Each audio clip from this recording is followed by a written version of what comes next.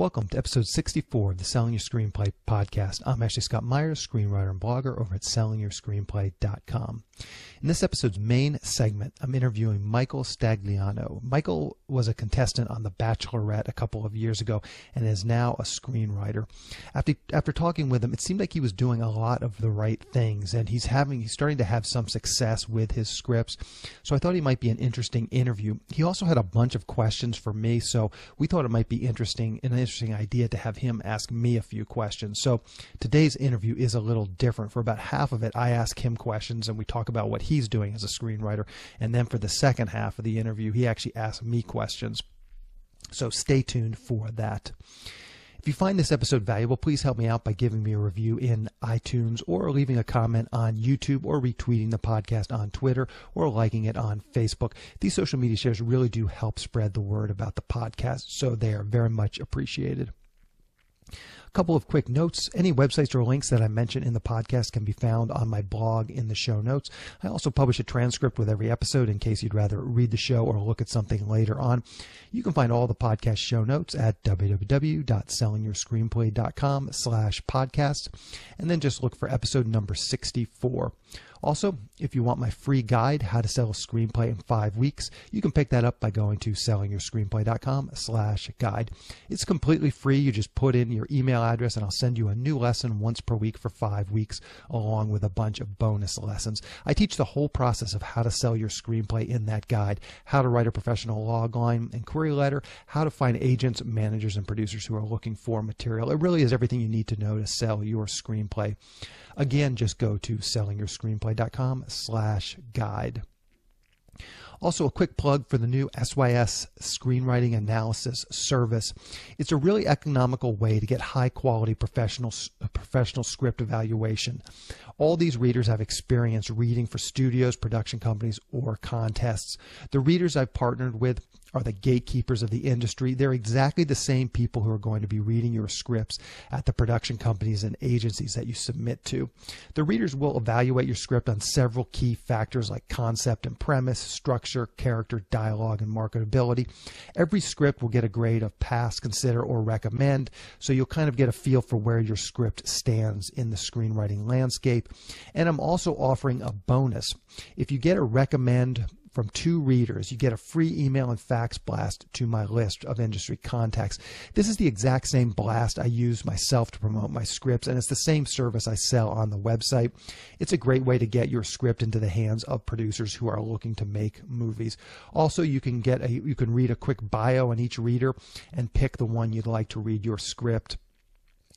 If you want a professional evaluation of your screenplay at a very reasonable price, check out www.sellingyourscreenplay.com/consultants. So now let's get into the main segment. Today I'm talking with Michael Stagliano. Here is the interview. Welcome, Michael, to the Selling Your Screenplay podcast. I really appreciate you coming on the show. I am very thrilled to be here. I've been a fan for quite a lot of months now, so it's exciting to be on the show.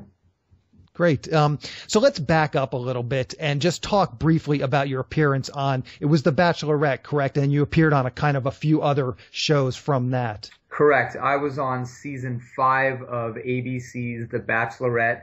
I was 20. I had just turned 25 when I went on the show and, went on for love. I know this is a podcast, but I'm putting that in quotes in the air.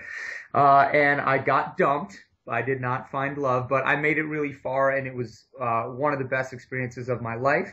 And from that show, after getting dumped, they did a spin-off show, a game show called The Bachelor Pad.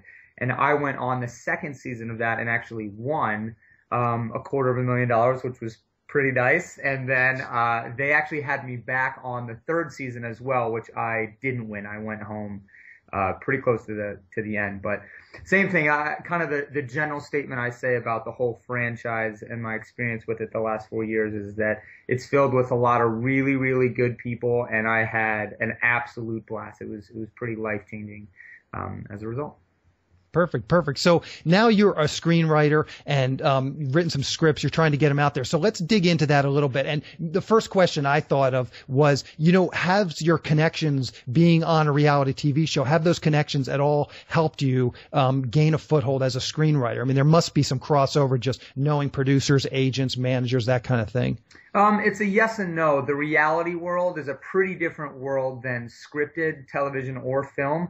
But the biggest connection that I was able to make is honestly just kind of producers and people in production, not necessarily writers, but yeah, just friends that I made from the show or friends that know friends that work in the industry. And I think kind of the biggest thing that I would say it led to was my family already lived out in California, but I was on the show and moved. I was living in New York at the time.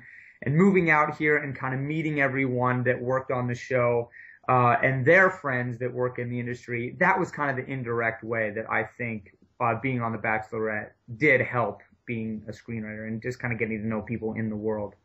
Yeah. And I'm curious, just the opposite effect. I mean, reality shows, and I think The Bachelor is probably a prime example. The people on those shows are not necessarily known for their intellect. It's more of their good looks. And so I wonder if you felt like there's any kind of, the opposite reaction where now you're trying to be taken seriously for a much more intellectual pursuit, and people are like, that's the guy from The Bachelorette. If you found any, sort of reversal that people don't take you seriously. Great question. And I think if I was honest with myself, I would completely agree that I can't imagine that people look at the bachelors that go on the show and think, man, he's probably, a great guy and really smart other than being dumped on national television. Fortunately, I have not had really any kickback. I'd say it's only helped. And this is probably also worth mentioning for the viewers too. I got a very good edit. I was a good guy on the show. So, I think that helped. And I'm sure you know this too. People like working with people that are generally nice and easy to work with. So I think if me being on my show got my foot in the door in some capacity, because people watched it or maybe someone's wife watched it and that helped me get in the door. It also certainly helped that I was kind of portrayed as a nice guy. I'm sorry. And I am a nice guy. I'm not saying I was just portrayed that way, but the kickback or any kind of feedback I've gotten in terms of being a reality TV show guy, I'd say has only been positive, translating into, wanting to work in the industry. Perfect. So let's dig into your screenwriting career and maybe you can just kind of tell us, how did you get interested in screenwriter and kind of what you've done up to this point? Sure. I guess really it's two things. One, I've really always been a writer. Backing it up all the way, and I won't spend much time here, but in 5th grade was kind of really when I realized that I loved writing. I just had a teacher that did a lesson on showing versus telling in writing, and I was hooked. I loved it. I thought that was so cool. And I was terrible at math, so also process of elimination. I got an English degree at Illinois State University. I wrote my first book in college. I wrote a middle grade fantasy novel. So I was kind of always a writer, and reading for sure. I'm a huge reader as well. And then along the same lines, I've just always loved movies, particularly the horror genre I just love scary movies. I think it's really hard to make a scary movie that's also a very good movie. That's kind of my real fascination. And 3 years ago in 2012, I have an identical twin brother. We went and saw the first Woman in Black. Did you see that movie by chance? I did not, no. The second one just came out a few months ago. Anyway, we saw it and we really liked it, and we came home and we were like, what we should do is write a screenplay, and we did. That was 3 years ago. So yeah, kind of a combination of always being a writer and always loving movies, particularly the horror genre is what me got into it. And then you've said this several times on the podcast, but I can't agree with it more. I also live in North Hollywood. Actually, I just moved to Burbank over the weekend, but, and living in Burbank and Hollywood is a really good place to be a writer. It's actually the best place in the world to be a screenwriter or a TV writer. So, the shoe kind of fit in that regard too. Sure. So let's talk about some of so you've written a script, and let's talk about some of the practical steps that you've taken to get this script out there and, get it sold, get it made, whatever you're doing on that front. Yeah, sure. I wrote the script over the course of about 13 months. And, this is obviously me coming to the craft of screenwriting, knowing just about nothing. And my brother and I came up with an idea. We kind of generally outlined it. And then I essentially just dove in and wrote it all out. And then I had, fortunately, and I've heard this on your podcast as well, but heard someone say, you don't want to send anything out until you're ready. And I was, I think, humble enough to kind of realize this probably isn't ready. A first draft is just probably not that good. So fortunately, I'm going to be able to reference the Bachelor connection again. I had a director buddy who does feature films. He did Parental Guidance. His name is Andy Fickman. He is a just really, really wonderful guy. He's been working in Hollywood for 15, maybe even 20 years. And one of his, he just had a big viewing party for The Bachelor, and we had some mutual friends. He invited me there. We started talking. This is all 2 or 3 years ago. And then fast forward to my brother and I finished the script, and I was like, hey, you're kind of the only person I know in the industry. I know you know nothing about me in terms of being a writer, but I wrote a screenplay. Would you mind taking a look? And he said, yeah, you know what, to be honest, I usually don't do this. I get a lot of friends that ask me to read screenplays, and shocker, they're usually not very good, but he said he'd take a look. So he read it, and he called my brother and I up and said, you guys should come in for a meeting. You are actually really good. This is a really good screenplay. So we came in, and structurally, he just tore it apart and said, there's a lot of stuff that you guys got to fix, but you can write. And it really surprised me. And I think you should keep going. So that was about 2 years ago. And then he's kind of been involved every, we'll call it 4 to 6 months. We'll kind of set up another meeting. He'll check in with it. And then most recently, that has led to he's got someone interested in it that wants to buy it, or I suppose option it. I don't know the exact specifics of how involved he wants to be, but and then he does a lot of work for Warner Brothers. So he has offered to get us a bunch of William Morris actors and do a table read in front of basically agents and kind of producers and really start shopping it that way. So that's basically what we've been leading up to the last 3 years. Okay. Yeah, I've had some guys that did some table reads and have had some success with that. Definitely check back with me after you do the table read. I'll be curious to see how that goes. In your email, so we did some emailing before this interview, and you gave me a couple of things a couple of things that you had talked to. One of the things was you mentioned a short film, and I'm always curious that you mentioned, I guess it was called Sweet Dreams. I'm always curious to hear how short films, what you do with them, and if you feel like that they were worth doing. Yeah, I've been really interested to hear people on the podcast talk about short films. And, I'll start by saying mine was a short, like a 3-minute. But we actually, oh gosh, what's his name? Not Rob Zombie. Eli Roth, I think. About 5 or 6 months ago, he did a 6-second scare contest. I don't know if you heard about this, but basically people could make a Vine or an Instagram video and submit it. And if you won, you got the chance for it to be turned into a feature film. And then the second place prize got a big old expensive camera. Anyway, so that kind of sparked the idea with me and my buddies. I've got 2 other writing buddies that actually one of them's an editor and one of them is more of a DP, director of photography. But we kind of had the idea to make a bunch of them. So we made like 5 or 6 little 6-second videos, submitted them. And then out of that, we liked this one idea a lot. So we rented a camera. We got some of our friends. I went on Craigslist and got 4 actors. And yeah, we got in one of my buddy's house and took about 8 hours to shoot 3 minutes. But we had an absolute blast. It was so fun. So to answer your question directly, has anything come of that? No, not at all. But I love having it as kind of a digital resume to send to someone and be like, hey, I really like horror films. This is kind of a little snippet of something that me and my buddies can do. Have I used it yet? No, but it cost maybe $200 all in. And it was, it's part of the craft. You know what I mean? I think it's great as a screenwriter to kind of realize how lines translate on screen. hmm So I'm curious, obviously you've been listening to my podcast, and I'm curious, have you tried or why have you not tried the Blacklist and Inktip? Have you just not felt like your script is ready? Yeah, yeah, definitely that. It's actually funny. Yeah, I have certainly interest in that and screenwriting contests.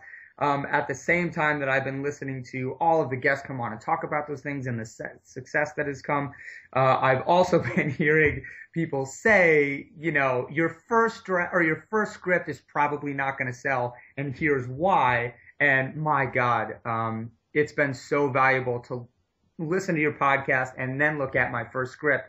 And one of the biggest things is, I can't remember if you would actually say it or one of your guests was just saying, if you have 9 subplots, it's probably a little bit too busy. And there's been a lot of that, like reworking in terms of just trimming down and trimming down and trimming down. So I haven't really started to submit to Blacklist and shop it around that much because I think it still needs a lot of trimming. Mm-hmm. And that kind of leads me to my next question.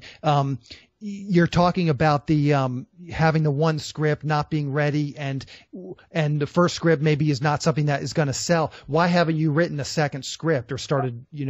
I actually had 2 other features that I wrote like a first act for, and I'll just tell you them. One was basically rebooting Ghostbusters, like Dark Knighting the Ghostbuster franchise. There's obviously a lot of red tape there. It's probably not going to go anywhere, but, the idea just came to me and hit me like a ton of bricks. So I wrote 30 pages. And then the other one, we basically wanted to, Wicked, the Broadway musical Wicked. Mm-hmm. I essentially wanted to Wicked the story of Neverland. So talk about the Lost Boys before Peter Pan got there. And I wrote that out and then turned it just about 2 weeks ago, turned it into a pilot. That I really like. And again, gosh, directly listening to your podcast, there's been some TV writers on there as well. And turns out I've got quite a few connections in the TV world as well. So I just recently started to kind of split my paths into writing for TV as well. But you're right. But me and the guys that I write with I just sat them down, I guess 3 weeks ago now, and said, look, Salem has been great. We've been working on it for 3 years and I freaking love it, but we've got to get 5 or 6 other scripts out. So we've been starting to have more meetings about, kind of brainstorming and structuring together more stuff. And again, I can't even, compliment and thank you enough. I really would not have moved on to my next script without listening to the podcast. There's been really good advice about, you need quantity, like get them out. You got to write a bunch of them. You can't just rework the same script for 3 years. And trust me, someone else said this and it's my favorite quote: a script is never finished. It's only abandoned. I kind of take that to the extreme. I could rework, and I actually really like rewriting a lot. But yeah, there's certainly a point when you should start spreading your wings to other material as well. So you mentioned some of these other people you're writing with. You mentioned your brother. Mm-hmm. Can you tell us who else do you write with? You just have a bunch of friends? Yeah, I should be a little more specific. I am the only one that writes. I'm the only guy that sits in front of final draft and bangs it out. But my other buddies are basically, here's what again, man, I keep saying it. It's a great thing though. I learned this from the podcast.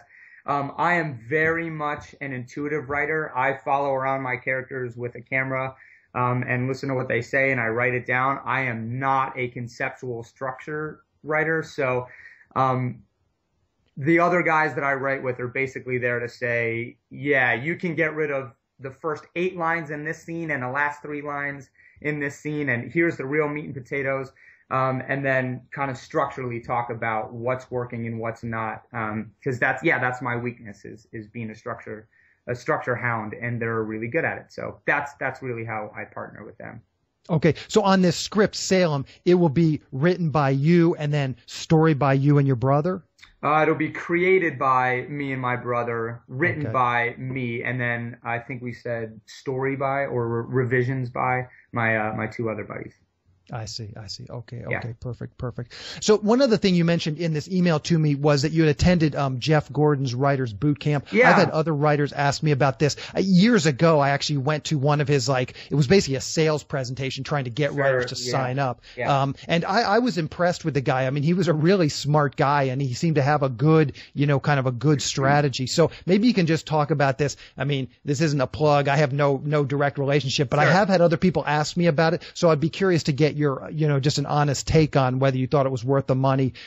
He even sells it as, at least when the presentation I went to was, he even sold it as, listen, this is not the, the cheap way of getting a screenwriting education. This is more of the Mercedes-Benz of getting it. So I don't remember what it cost back then, but I'm sure it's only gone up. So I think it is pricey, but I'd be curious to hear if you think it's worth it. Yeah, of course.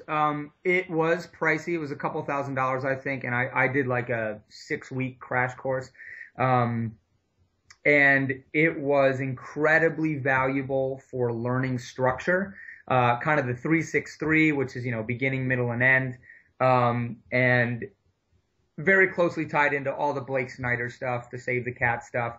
And I think it's a good process. He takes you from log line to finish, and, a treatment and a synopsis, all that stuff. Did it work for me? I wouldn't say, did it work for me in terms of my screenplay? Because that was kind of the point of it, to put Salem through that. I felt way more constricted, like, hey, you can't do this because it doesn't fit within this mold.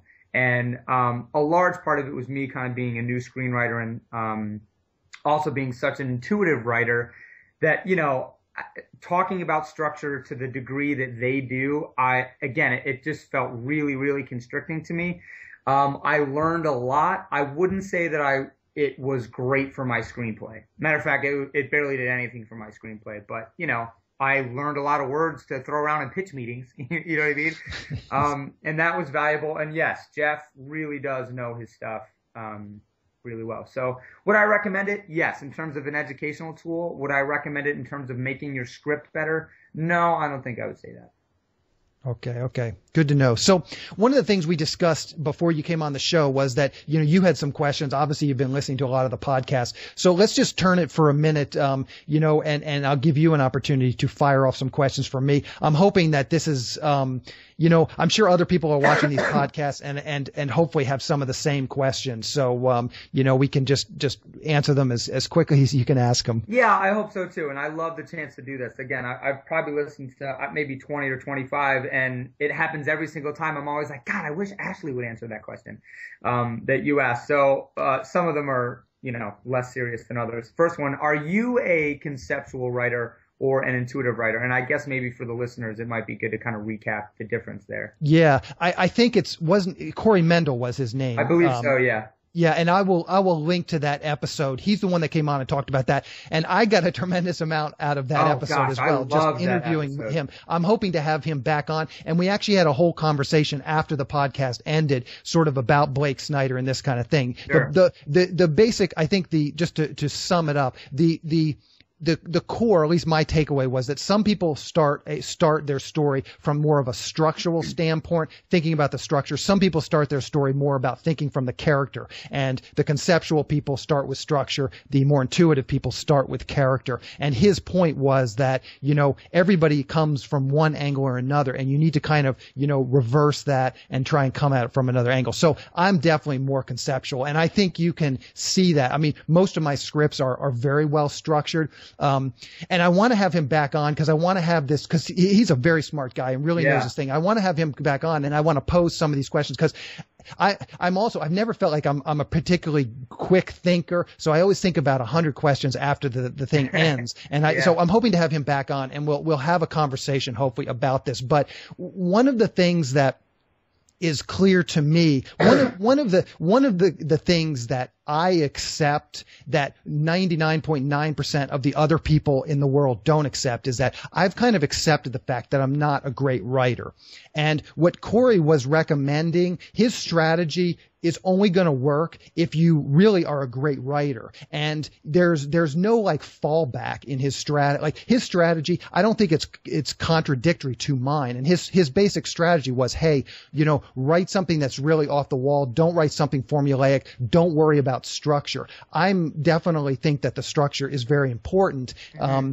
And I think what I've found is, yes, if you want to get to that A level studio screenwriter, you need to write something that's just wholly original and just, blows people away. But in order to do that, you got to be really good. Like you really have to be great. You got to have a great idea. It's got to be well executed. You got to have a lot of just God-given talent. And what I found with my career is, is my scripts, and I'm in a writer's group, and most of the writers, I would say, are more intuitive writer. And, I would say I'm the most successful writer in the writer's group, not because I'm the best writer, but because I consider these other things. I consider the marketability of my script. And I get that note in my writer's group all the time. This sounds so familiar. It's well structured. Commercial. Yeah, not even commercial, just very familiar in this. But, those are the things when you're talking about, like if you don't hit the ball out of the park, if you try and write that wholly original script that's going to knock people's socks off, if it doesn't do that, you have nothing. You have a script that makes no sense, and it's not going to go anywhere. If you write something that's well structured, you think about where it could fit in the marketplace, you can sell some scripts. And again, I don't believe I'm not a brilliant writer, but I'm smart about what I do. And you can go look me up on IMDb. That's the result. Most of the people, I wouldn't say most, there's a lot of people listening to this podcast that probably have more talent, God-given talent as a writer than me, but they don't have as many credits and they haven't had as much success. And I would argue it's because they're not as, concise with coming up with their using their structure and thinking about the marketability and understanding what they can actually sell versus, I'm going to be intuitive. I'm going to write this great character. I mean, the number of scripts that come into my writers group that are the quirky character driven comedy. It's like there's one of those a year that breaks out. So everybody thinks, but that's what everybody's writing. The quirky, the Juno. It's like, yes, but there's a gazillion of those out there. And if it's not great, it's terrible.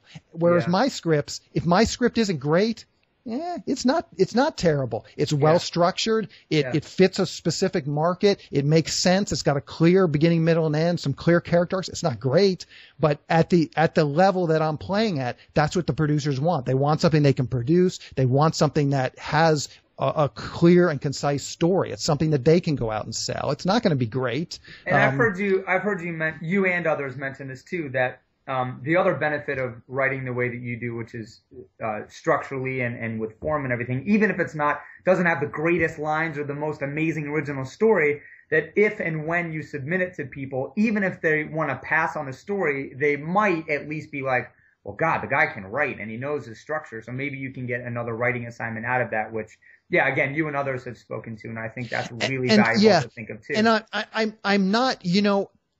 I'm not, I'm not so sure that that's the greatest sort of fallback, because I haven't found that. Like, that's been always a big thing in getting additional work. Yeah, well, you read about this a lot in screenwriting books, that you'll send something to a producer and they will read it and like it, and then they'll hire you to write something else because they like your writing. I mean, at this point, I've had some writing assignments.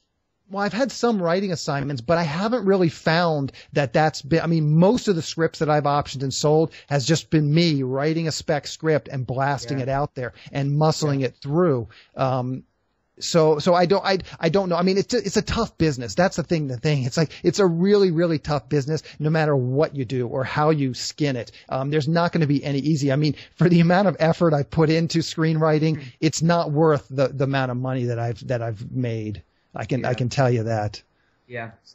Okay, next question. Actually, I guess one other thing I wanted to piggyback to, and really the reason why I wanted to ask you, and maybe you can even speak to it more. I heard a similar analogy to conceptual versus intuitive. Do you watch Game of Thrones, or are you familiar with George R.R. Martin, the author? Not at all, no. So he said something that I love that I wanted to share with you and the listeners, and then maybe have you piggyback off of it as well. He basically talked about there's kind of two types of writers. This is obviously for novel writing, but I think it applies to screenwriting as well. There's an architect who, blueprints everything out and draws everything, and then there's the gardener who kind of knows what seed they're planting and generally knows that they're going to get, a flower or whatever type of plant, but they kind of watch it grow and mold it a little bit. And the only reason why I wanted to bring it up is because of listening to your podcast, I thought really hard, and I guess Cory Mendel specifically, about what kind of writer I am, and then more importantly, recognizing, hey, my weakness is structure, and I need help, structurally and when I ask people to read it, I talk to them all about structure. I don't say things like, hey, did you think the dialogue was good, or did you like the characters? Because I think that's my strength. So again, just kind of recognizing what is your strength and what's your weakness, and then, writing accordingly and asking for help accordingly as well. Yeah, I definitely agree with that. Like I said at the beginning of this question, I got a lot out of talking from Cory. It did make me sort of think, and the current script that I'm working on, I really tried to start that script with a character. Here's a character with a problem, and then fit that into a story secondary. So I'm making an effort like what you're talking about. I realize that I'm good with structure and I'm more conceptual. So I'm trying to sort of flip that and get into the other angle and try and start more from the script. I went back after talking with Cory and thinking about what I consider to be my best scripts and the scripts that I've had some success with. And I looked at some of them, and I got to thinking that, some of them I did start with a character, and the ones that I seemed to have the most success with were ones that I did start with a character, and then I was able to fit that into a story. So I do think that understanding which one you are, and then really trying to start it from the opposite of what you feel most comfortable with, starting from the opposite point. I think that can pay dividends. Excellent. I want to go back now. As you were asking that question, I thought of one other thing. You asked the question about if you're good with structure, maybe you can get some rewriting assignments. Yeah. One of the things that I also think is, I think most people who go into screenwriting, I think they are more on the intuitive side. And I base this on, being in writers group, talking to other writers. I think most writers come at this more of, they're creative types, they're intuitive, more about the character. And I have a sneaking suspicion that most of the people also who are readers at production companies and stuff, I have a sneaking suspicion that most of them are more of this creative type. However, I also have a sneaking suspicion that the producers are not like that. The producers are more practical, pragmatic. And that's why I said I've had a lot of success with my own email and fax blast. I've had very little success with things like the Blacklist. And I suspect some of that is due because just of what you're saying. So it's like, yes, my scripts are well structured, but the more intuitive writers who are generally the low level readers, when I can get a script to an actual producer, I think the producers are more likely to appreciate what I have, whereas the readers, this is just a hypothesis. This is a hypothesis because I never did well in contests, and I never did well in I've never had any scripts do particularly well on the Blacklist, and that's all about getting those low level readers to like your stuff. And again, it also seems like you're right. That's kind of people that fiend for that creative, original, new material that isn't really structurally based. You know what I mean? It's more kind of higher level concept stuff. Okay, can I ask more questions? Fire away. This one's very simple. Do you watch a lot of movies, and do you feel like that is important for a screenwriter? I do, and I do watch a lot of movies, and I watch very little TV, and now I've really dialed it back, so I watch virtually no television because I'm not writing TV. I have seen some of the really highly acclaimed, critically acclaimed cable shows, Breaking Bad, The Sopranos. I have Californication. I have watched those. My routine, I have 2 young children, so it's like by 8:30, the kids are in bed, and typically I will then get out the iPad, and I'll watch, even if I only watch 15, 20 minutes or 30 minutes of a movie a night. I can get in a movie. I mean, I wake up early and so I usually fall asleep by 9:30, 10 o'clock at the latest. So, I mean, I'm watching Her right now on HBO Go. And I mean, I'm starting the third night tonight. I got 18 minutes the first night, you know, another 40 minutes the next night. So I'm exhausted by the end of the day, but I get a few minutes. But I do try and watch movies at night. And that's one thing I really want to emphasize. It's not productive time. Like if you're given the choice of writing a script or watching a movie, it shouldn't be a diversion. It's basically the last, 30 minutes before I fall asleep, I will watch a movie. I'm not going to that's not my writing time or productive that's time. Not it's part of the study. Yeah. Exactly. But I do find it helpful. And I mean, even as many movies and as long as I've been doing this, I still watch movies. I mean, I went, I got Shawshank Redemption, went back and watched that. One of the classes I taught was on that. I've gone back and watching, I'm writing a script with a sort of sociopath mobster. I went back and watched Sexy Beast again. I mean, there's like really watching these movies and understanding why they're great. Just as an aside, I was on Stage 32 the other day and someone posted the question, why is Shawshank Redemption considered such a great movie? And, it's like I had just rewatched it and and it's like, to me, it's like, if you don't understand why that movie is so great, just go watch it and watch it a bunch of times. I've got, as I said, I have 2 young daughters. My 5-year-old was really into Wizard of Oz, and now my 2-year-old is really getting into the Wizard of Oz. So I've probably seen, parts of the Wizard of Oz, 100 times over the last 5 years. But, there's a level that you hit when you see the same movie over and over again. You hit this level of starting to notice incredible details. Yeah. And it's like, if you're a screenwriter and you're wondering, why is Shawshank Redemption considered one of the best movies of all time? And you don't understand, you genuinely are wondering that, go back and just start watching it every night. Watch it 100 times and learn and continue to pull out what's so great about that movie and why the script. And that's a great script. It's not just a great movie, great script. Go back and watch that movie and just keep watching it till you understand it.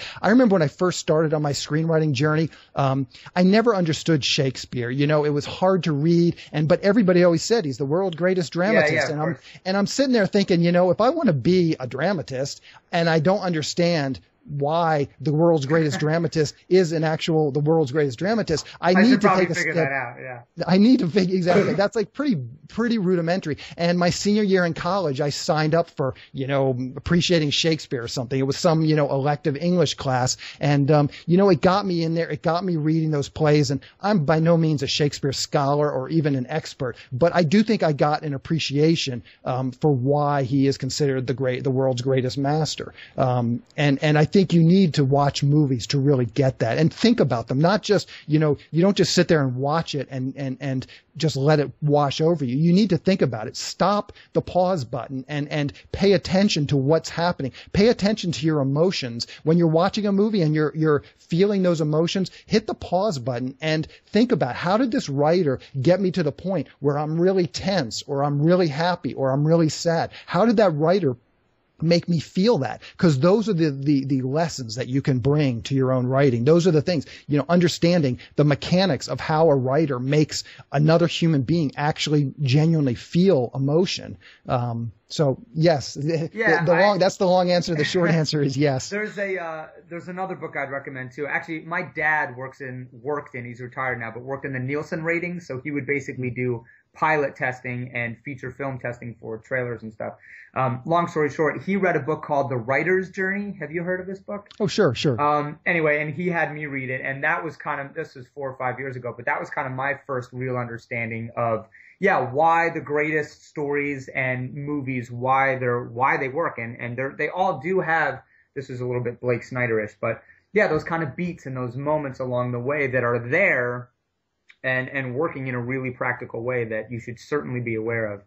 Watching Shawshank Redemption 1,000 times. That's my all-time favorite movie as well. That and Forrest Gump. They work for a reason. Okay, next one. Is there a specific movie that made you want to write movies?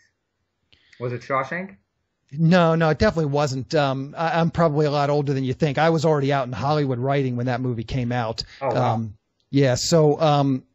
I mean, for me, and I think my generation, I mean, I'm 43 now. So, for people that are, in their late 30s, early 40s, I think Star Wars, it can't be, the impact that had on our childhood. I mean, as I said, I was born in 71. I think it came out in 76, 77. So I was the exact, person to really feel the impact of that movie, which we're still feeling, now, whatever, almost 40 years later. Yeah. So, I mean, I definitely think that me and my brother, literally, we saw that movie as kids 17 times in the theater. We would go and we would just see it over and over again. And just the toys and the action figures and playing Star Wars and getting, I remember VCRs came out in the 80s. And I mean, we just thought it was amazing that we got to the library and were able to rent a VHS copy of Star Wars. It was unfathomable, man. We were so excited. We could watch it another 20 times. We had this record. It was literally just an LP record of the abridged Star Wars story that we would just listen to.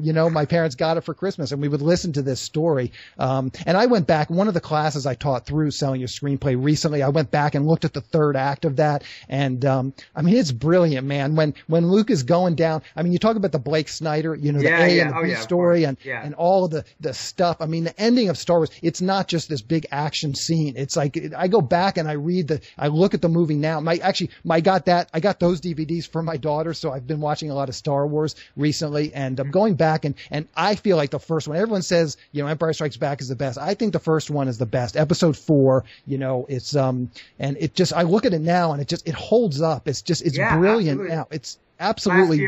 Last year I actually did that too. I went back and watched all of them, all 6, and it's amazing how much the first 3 chronologically hold up to, I think, are better than the new ones that came out, whatever it was, in 2005. Yeah. Okay. Next question. I kind of hear this all the time, but and had a similar. My twin brother and I we produce board games. We make board games. We have a board game design company. Anyway, and our first game that we ever made, we had a publishing company offer to buy it from us, and long story short, we didn't end up taking the deal because it wasn't what we wanted. And about 18 months later now, we're both kind of kicking ourselves and being like, what we had no other offers on the table. We were first time board game designers, and it made me wonder if you feel like that translates to screenwriting to within a certain degree. Should you kind of pretty much take your first deal almost no matter what? You know what I mean? Yeah. Like, just to get the freaking deal and build your resume. And I don't know. I've heard some guests talk about it to a certain degree, but I'm curious just to ask you directly. What do you think about your first deal? Yeah, it's number one, I think, yes, I think people should be a lot less worried about if they have no writing credits, they should be a lot less worried about the particulars of that deal and just getting a writing credit. I mean, there's some standard stuff you'd want to make sure is in the agreement, but, I have turned down some deals more lately. I mean, at this stage of my career, I don't necessarily need another crappy movie as on my resume. So there have been some deals in the last year or two that, I felt like the producers, they probably were going to make the movie. They weren't offering me a lot of money for the script. I didn't feel like they were going to do a good job, so I turned those down. But as a first-time writer, even a second-time writer, if you have 1 or 2 credits, you want to build a resume, and I totally agree. Don't worry too much about it. The other thing I'll say is the first real script that I sold was a movie called Dish Dogs and had Sean Astin. I think I've talked about this on the podcast. Yep.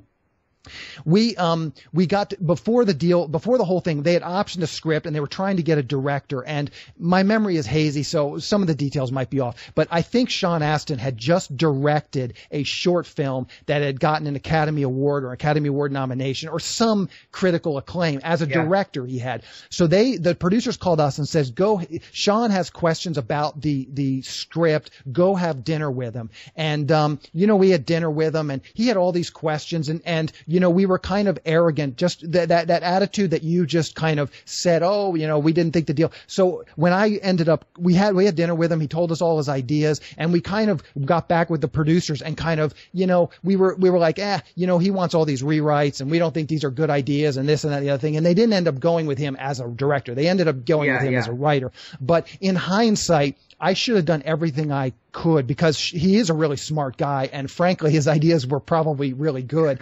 But I should have made more of an effort, and I'm not even sure it would have helped. I mean, the producers, they weren't listening to me any more than they were listening to Sean. But I should have tried harder to get him on as a director, because Sean would have worked with us as writers, and it may not have been what we exactly had in mind from the beginning, but it probably would have been better than it turned out. Because as it turned out, the producers and director they got completely rewrote the thing anyways, and their ideas were a lot worse than any of Sean's ideas. And at least with Sean, he would the thing about him was he genuinely wanted to make a really good movie, and he was prepared to do the work to get there. And he wasn't just so that's the one thing I'll say is, you know, no matter who you are, whether you be James Cameron or Steven Spielberg, no matter who you are, I can guarantee you there is a very finite number of scripts that you are going to sell. Or in the case of a director like Spielberg, there's a finite number, and it might be a big number like 30 or 40, but it's a finite number of movies you're going to direct, you're going to sell. And every single deal is precious, and every movie you're working on is very precious. And you should never just, you know, thumb your nose at anything, because this business is too hard. If you got a chance to get something made or something, it's like, consider it carefully, because even if you just exactly what you said, you know, you come out of the box, and that's kind of where we were. We had written this script, we sent it off, we got it optioned very quickly. You know, at that thought, we thought, hey man, we're going to have tons of these opportunities. This is easy. We thought this was screenwriting is easy. And you know what? Every deal, every opportunity is precious, and cherish it and consider it carefully. It seemed like that was kind of an emphasis that was, there were moments of it in a few episodes that I watched. And I just wanted to ask you that directly. Basically hear you say that, like, it really is a big deal to get any deal. So treat it preciously. Next question I had was, have you seen I guess it's a documentary, Tales from the Script? I have not. I've seen it on Netflix, and I think it's in my queue, but no, I've never actually watched it. So I'm really curious to know what you think of it. I can't remember who does it, but they basically interview, what's his name? Frank Darabont, the guy that wrote Shawshank, right? Mm-hmm. Did he write Shawshank? Yeah. Yeah, and they do interview a bunch of writers, and you know, well, actually, you know what? I'm not going to say anything. Listeners, if you haven't watched it, you should absolutely watch it. And actually, I think you should too. And I'm really curious. I'll check it out. Yeah, I'm going to send you an email and follow up. And I'm really curious to see what you think about it. Next question. Is there something that screenwriters should avoid doing?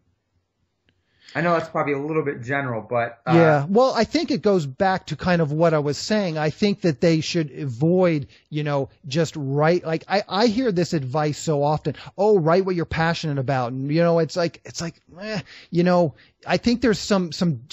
I mean, I think there's some that's good to an extent, but I mean, I'm on the front lines with selling your screenplay, of getting people saying, "Hey, man, I just wrote this script," and it's like, no, I know you're passionate about this, but this script is never going anywhere. And so I do think people should more carefully consider the marketability of their project, and where are they going to sell it, and who is going to be an audience for this thing. You know, a personal project that you're passionate about, it may not have an audience, and that's fine. Write that script, but realize that's not going to really go anywhere. Yeah, it also seems like, maybe this is a bit too much of a blanket statement, but that quantity is even a little bit more important than quality. You know what I mean? Because if you have one amazing script, but like it's just that you think is amazing, but that's just not going to go anywhere because it's, well, for whatever reason, it's like too much like Star Wars, whatever. It's not going to sell. Even if it gets read, and even if it's good, if you have someone say, yeah, I mean, this is great. Like, no one's ever going to make this, but have you written anything else? I think it's really valuable to be able to say, well, yeah, I have 10 other scripts. You know what I mean? And it just, I've started to learn that kind of listening. Again, I've already mentioned this a little bit, but man, if you're a new screenwriter and you want to write one script and you've written it and you think it's amazing, that's awesome. Like, good for you. But it's also really important to write your second, third, fourth, fifth, sixth, seventh script too. You know what I mean? And just let the pen hit the paper. Exactly. Okay, I guess one other question I had, and you've talked about this to a certain degree, and actually in this, since we've been talking, you've mentioned writing groups. I've never done one, and I've always, for that reason, hesitated to do those seminars, where you pay like $250, $300, it's a weekend and you kind of workshop and, meet agents and producers and pitch. A, have you ever done one? And B, do you recommend them to anyone? And I know you do a great job of kind of talking about all the different avenues you can go to get your script sold, and that you should kind of do all of them. But yes, seminars and workshops and kind of groups always make me a little hesitant. Yeah, I have never, I've never tried one, so obviously I've never had any success with one. I don't know. The proof is in the pudding. I don't, to me, I do think people get a little bit caught up on, oh, it's $300. Is it a ripoff? It is a scam. It's like, it's $300, man. It's like if you sell a script, it's like you stand to make, 300,000 or, Right. and most of the time the company, so it's like, in terms of like a marketing budget, it's like so it seems to me it's worth trying. I've never felt like I'm particularly, as I said, witty on my feet, good on my feet. So I get, I'm not great picking up and cold calling. I know cold calling can work. So I've just never felt all that comfortable about going to a pitch fest and pitching in person. But it's like for the $300, go try it. See if you get anything out of it. And, what the worst case scenario is you lose $300, especially you who lives in someone like you who lives in Burbank. Right. I think literally the Great American Pitch Fest is in Burbank. Right. So what's the $300? Sure, Okay, what's you the lose harm? $300 Yeah. and you do it once. If you don't feel like it was worthwhile, you do it once. I still, as I said, I've never had any success on the Blacklist. I still submit my scripts to the Yeah. Blacklist. It's basically, it's like $125. I get 2 reads. I get 1 month of hosting, and the upside is just so great. If I can Yeah. get a good rating, there's Yeah. so much potential upside. So I don't know. As you said, I've said this a lot on the podcast. It's like, try everything, man, and just see what works for you. As I said, for some reason, and I don't know that I have a good handle on it, my email and fax blast has worked the best for me. That's always You've been. said that a few times, and that seems like it's your bread and butter. You've got to find, but that may not, my email and fax blast may not work for you. It may not work for other people, but there's going to be other things that might work for you. You've got to find something. And if you're outgoing and you're a good talker and you're charming, I think a pitch fest might be something you should try. All those people, they're generally, that's always one of the big complaints is that, they're low level assistants. They're not the real producers. And that's but they probably all become someone. Exactly. They all become someone. And I think that's the other problem with a lot of people's thinking is they look at this like, and I get this from my own email and fax blast service. It's like, well, how many scripts have been sold? It's like, well, don't worry about that. You're making connections. If you go to one of these pitch fests, if you go over and over year after year for 3 or 4 or 5 years, you're going to see some of the same faces. Yeah. You're going to remember some of the people. If your scripts are halfway decent, go listen to the first Chris Sparling interview that I did. It's like he met one, manager, and the manager, he didn't like anything that Chris had at the time, but it opened a door, and Chris kept sending him stuff over the course of years. This is going to take years. And I think that's what people don't want to hear. Oh, I went to the pitch fest and I only got 3 script requests. Yeah, right. Yeah, they really don't realize that it takes years. And then one other interview I wanted to revisit, since you've obviously had time to digest it, and I don't remember her name, unfortunately. I think she was oh gosh, I'm so worried this is going to come out wrong. Like a New Jersey housewife, a Real Housewife of New York or something. Oh yeah, yep. What was her name again? Jamie Paul Nicholson. Jamie. Yeah, that's it. Basically the pitch woman. She freaking blew my hair back. I guess mainly with her confidence, but just that she was like, well, yeah, I called the production companies and I figured out who was in charge and what they've made. And then I basically just told them, hey, here's this idea and it's going to fit right in, so you should make it. And they were basically like, yeah, okay. And like they bought her stuff. It was so, I'm just curious because I'm similar to you in that I'm not a very good salesman. Like I think I'm charming and personable, but when it comes to talking about my own stuff and selling it, I get a little sheepish and a little bit uncomfortable. And it seemed like, what's her name again? Sorry. Jamie, yeah. Jamie was the exact opposite. Like she could sell a ketchup popsicle to a woman in white gloves. And it made me curious if just your response to that interview, were you just blown away as well? Yeah, I was very impressed with her. She's a very smart woman. And that's what she does for a living, though. She does PR. And so she's used to essentially cold calling, reporters, presidents of companies and pitching them ideas. So she has years of experience. She's very, very smart. Think about, though, what you just said. Oh, she could sell, ice to an Eskimo. Yeah. And, that's the whole point. That's not what she was doing. She was finding out Eskimos don't need ice. That's the point. What she was doing, she was finding out what those people need, and she was giving it to them. And, but yeah, I'm in your boat. I look at her and I'm in awe. I think she's got a lot of great advice. I think that was a great podcast. I think people should listen to it, but I don't think it did help me some, because I asked her specific questions like about her pitch and her query, and it did help me rethink how I'm pitching my query letter. But I'm not going to be able to call up and talk. I mean, she's but again, that's what I say. You've got to try everything and figure out what you're good at, and then push in that direction. She's great at that, and that's the direction she's going, and she's having success with it. Yeah, it was awesome. And I guess, lastly for me, Ashley, I've been listening for about 2 months now, and I've probably listened to dozens, and literally just in 8 weeks, it has massively changed the way I've approached screenwriting, and I just can't thank you enough for that. So I guess on behalf of the fans, it's great. I will be an avid listener for as long as you do it. Well, I appreciate that. I mean, it's nice to hear from you, and it's nice to know that. I hope you're not the only one. I know I'm not. That's getting so much out of it. It makes it all worth it when I do. I get these emails occasionally where people are very complimentary, and so I do appreciate it. Let's wrap it up, and maybe you can tell people. I always like to kind of wrap it up by you telling the guest, telling people how people can follow along. Maybe just mention your Twitter handle, your Facebook, if you have a blog, whatever you have, and then people can kind of follow along with what you're doing. Yeah, great. I guess I'll say 3 things. Well, one, last week my Twitter account got hacked, unfortunately. So it's @MichaelStagg is my Twitter account, but it's not me right now, and I've been emailing with Twitter relentlessly.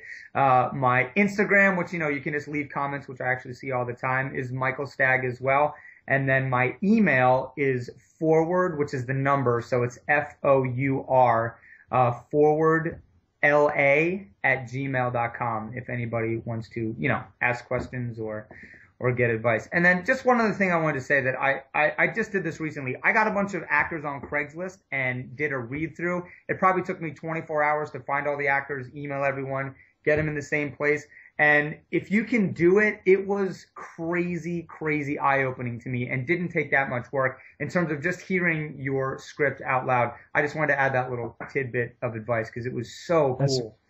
That's a great tip. So, Michael, I really appreciate your coming on the show. As I said, I'm thrilled to hear that you're finding the podcast helpful, and I think this was a great episode. So I appreciate it. Yeah, thank you, Ashley. It was a blast to be on.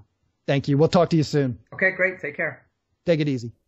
So I mentioned earlier in the show, the economical script analysis service that I'm now offering. It seems to be working quite nicely. It really does seem to be an incredible value, and people seem to be responding to it. I've been really impressed with the quality of the notes that the readers have been giving, and so far all the feedback from the writers has been excellent as well. So it occurred to me that perhaps my email and fax blast service is a bit too expensive for some writers. Dollar for dollar, I do think it's an incredible value, but perhaps it's just a bit too much of a commitment for some screenwriters. So for a limited time, I'm going to simply break my producers list up into 3 blasts, and then you can purchase 1/3 of the blast at a time, and of course at 1/3 of the cost as well. It'll be just a little over $50. Then you can hedge your bet a bit. If the blast works well for you, you can buy the second and third parts of the blast, but you don't have to plunk down the full amount from the beginning either.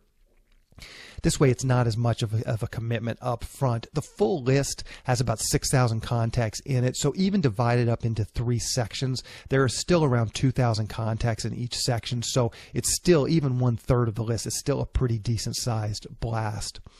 The one thing that hasn't changed, I still require that you join SYS Select, which at the time of this recording is just $24.99 per month. The reason I require this as part of the process is that I'm going to personally look at your logline and query letter and help you make them as good as possible. This is really for everyone's benefit. I want to make sure that the query letters and log lines are well written before I send them out to my list. The people receiving these email queries, obviously they can unsubscribe from this list. So sending out a bunch of half-baked query letters will just burn the list up, which hurts everyone who might ever want to use this service in the future, including myself. Also, by getting my feedback on your logline and query letter, it means your response rate is going to be much higher. I've been doing this for a while, and I've had a lot of success from cold query letters. So I think getting my feedback alone is valuable and well worth the price of admission. Also, you're welcome to join SYS Select for just 1 month and then quit once your query letter is ready to go out. Obviously, I hope you don't, but that's totally fine. And once your query letter is approved by me, you're free to buy the other blasts later on, even if you're no longer a member of SYS Select. You don't have to rejoin down the road. So you join, you get your query letter approved, you buy the first blast, and then if 6 months down the road or 3 months down the road you want to do another blast, that's totally fine. You can just buy the next third of the blast or whatever part you want, the 2/3 of the blast, and you don't have to rejoin SYS Select. Again, I really just require this subscription to SYS Select so that I can evaluate your logline and your query letter and make sure that it is in the best shape as possible.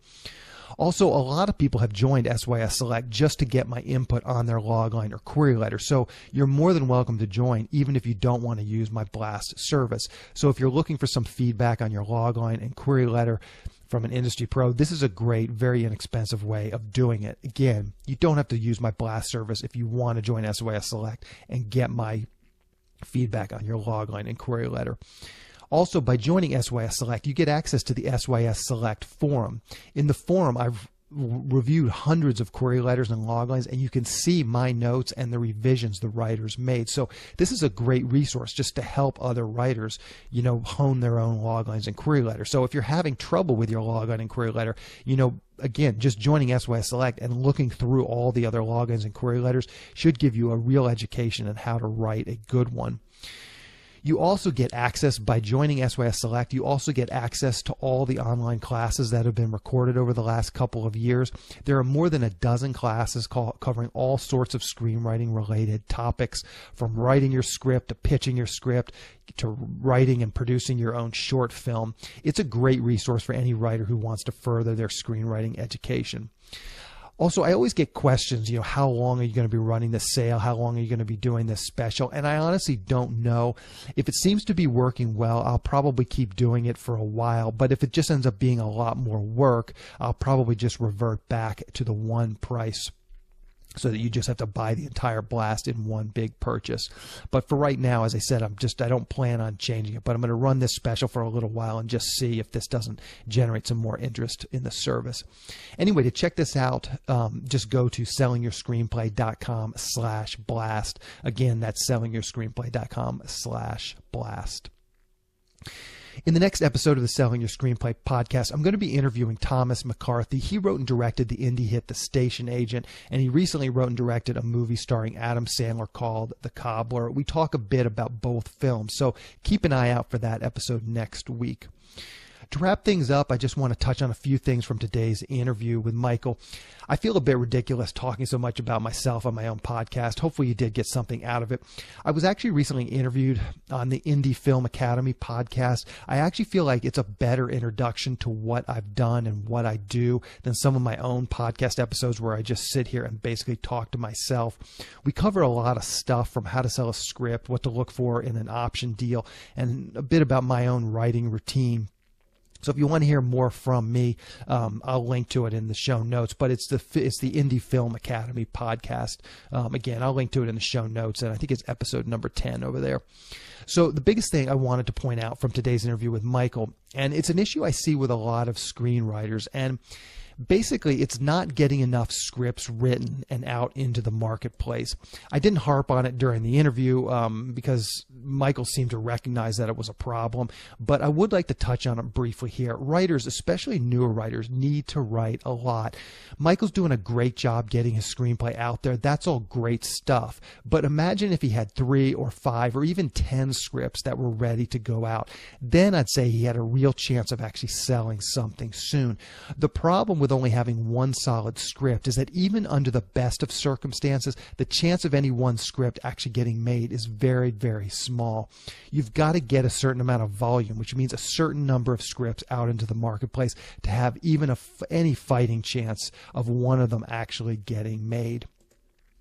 And the even bigger issue, and this is something that new writers really, really fail to understand, and that's even if your script does get made, the chances are it's not going to even be a modest hit, and it won't really do a lot for your career. Sadly, this is something I've personally experienced numerous times in my own career. So again, you've got to have a ton of scripts written and ready to go so that you constantly have irons in the fire. If one gets optioned and is going, and that's basically what Michael has. He's got one script that's basically getting tied up because he's got some interest in it. So, but if he had other scripts, he could pursue other avenues and get other people interested in these other scripts. Other than just getting incredibly lucky, I really don't think that there's any other way of maintaining any sort of career. You've just got to write a lot of scripts, you've got to finish a lot of scripts, and you've got to get a lot of scripts out there. So that's my parting advice for everyone this week. Go out there and write, and keep on writing. And once you finish writing a script, market it heavily and keep writing another script, and just keep rinsing and repeating until you start to actually get some traction. Anyway, that's the show. Thank you for listening.